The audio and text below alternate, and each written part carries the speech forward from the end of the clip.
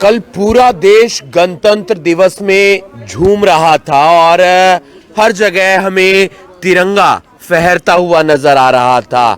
रामकरण भी पूरी तरह से खुश था क्योंकि उसकी कंपनी में झंडा फहराया हुआ था और वहां पर वो उस दौरान मौजूद भी था।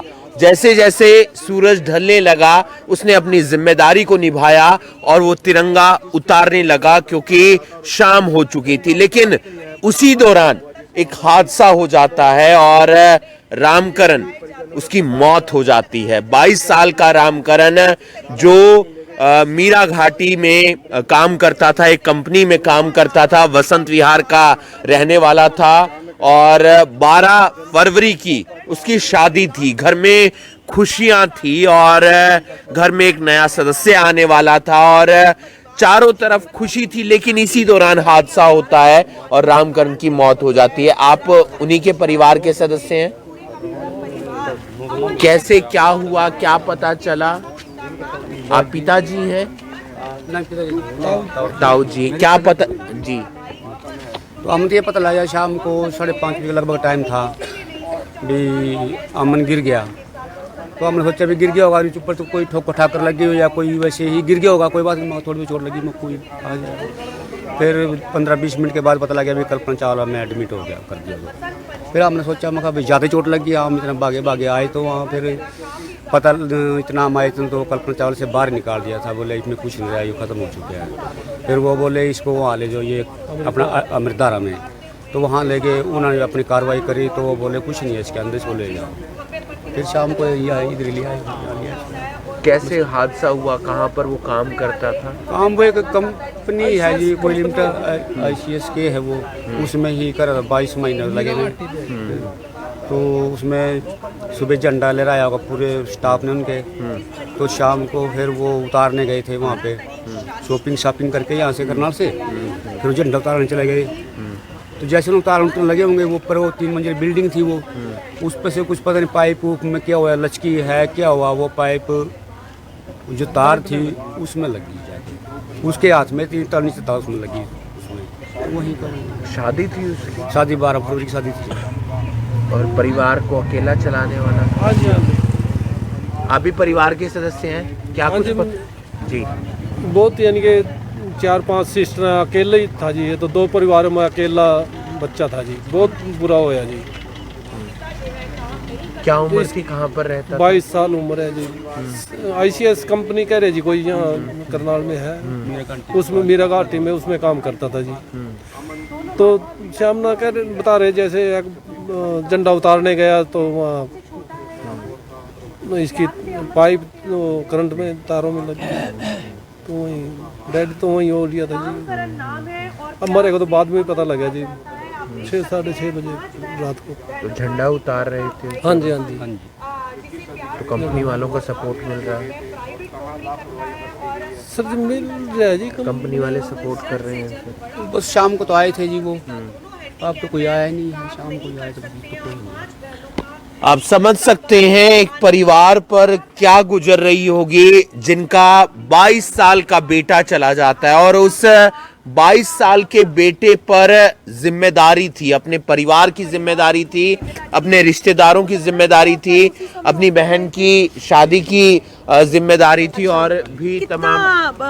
कितने समय से यहीं पर काम करते थे? कल हुआ क्या था?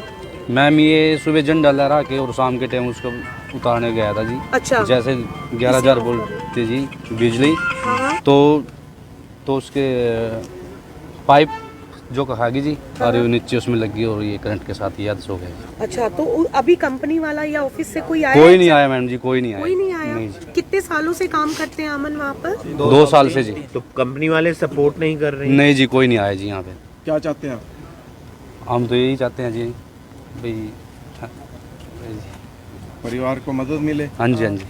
क्या नाम है कंपनी का? क्या नाम है कंपनी का? नाम अच्छा, आपकी वो बैनर पर लिखा हुआ है, हाँ जी। आप दिखा दीजिए। सेक्टर 4 में। सेक्टर 4।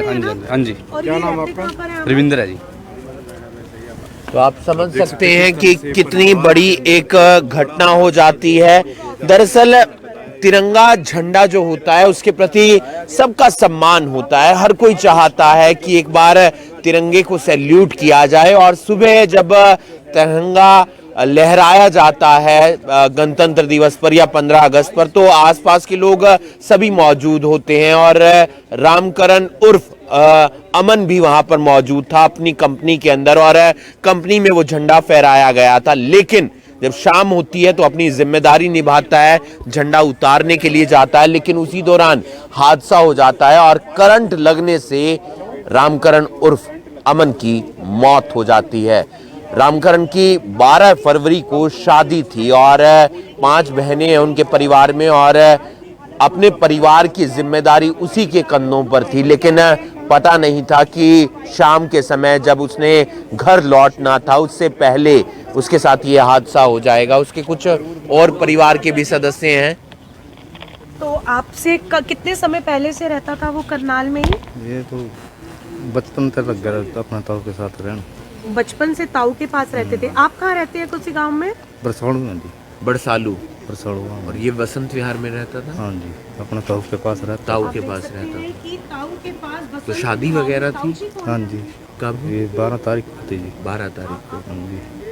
और परिवार का गुजारा अमन ही करवाता था? हाँ जी। इकलौता भाई था? हाँ, कल ही था जी। कितनी बहनें थी? 5 महीने हैं जी। 5 बहनें। उनकी शादी हो चुकी है? हाँ, शाम को शादी कर ली। ये तो परिवार इस समय आप समझ सकते हैं कि कितनी पीड़ा में है, कितने दुख में है और चाहते हैं कि कंपनी की तरफ से भी मदद मिले और प्रशासन की तरफ से भी मदद मिले। आगे इस मामले में क्या कुछ कार्रवाई होती है वो देखने वाली बात होगी, लेकिन एक दुखद घटना। इस वीडियो को आप ज़्यादा से ज़्यादा शेयर कीजिए। आप लोगों से अपील है कि आप अपना ध्यान रखिए। अगर कोई भी आप काम कर रहे हैं तो आसपास जरूर देखिए कि इस तरीके से बिजली की नंगी तारें या फिर कोई खंबा नहीं है जिसमें हाई वोल्टेज का करंट है, क्योंकि आप उससे हादसे का शिकार हो सकते हैं। इस वीडियो को आप ज़्यादा से ज़्यादा शेयर कीजिए और बाकी तमाम खबरों के लिए आप जुड़े रहिए करनाल ब्रेकिंग न्यूज़ के साथ। नमस्कार।